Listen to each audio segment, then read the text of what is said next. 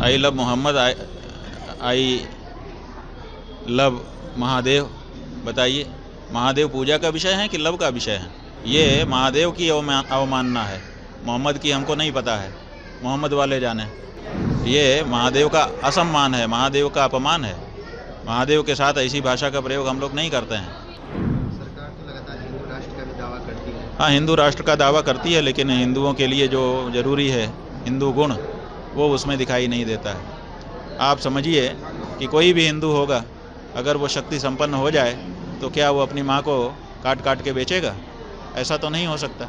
लेकिन इस सरकार ने ये दुर्लभ उदाहरण पूरे विश्व के सामने रख दिया है कि हमारे पास ताकत भी है और अपने आप को हम हिंदू भी कह रहे हैं, फिर भी गौ हत्या करके गौ मांस का निर्यात कर रहे हैं। तो ये जो कार्य है, इससे पता चलता है कि ये सरकार कहती कुछ है और करती कुछ है।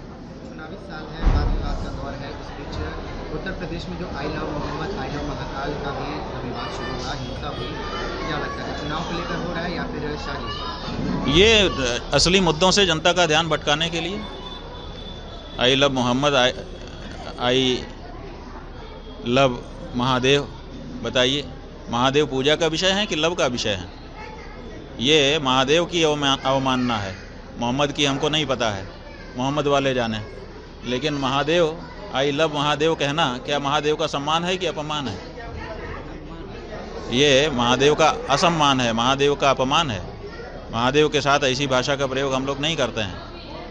भारत पाकिस्तान के बीच जो स्थिति है, इस बीच क्रिकेट मैच भी हुआ एशिया का पूरा। अब देखिए ना, देखिए पूरा देश जो है अभी दुख में पड़ा हुआ है, और आप जो है जिसका नाम ले रहे थे कि यही शत्रु है, इसी ने ये सब किया है, उसी के साथ क्रिकेट खेल रहे हैं।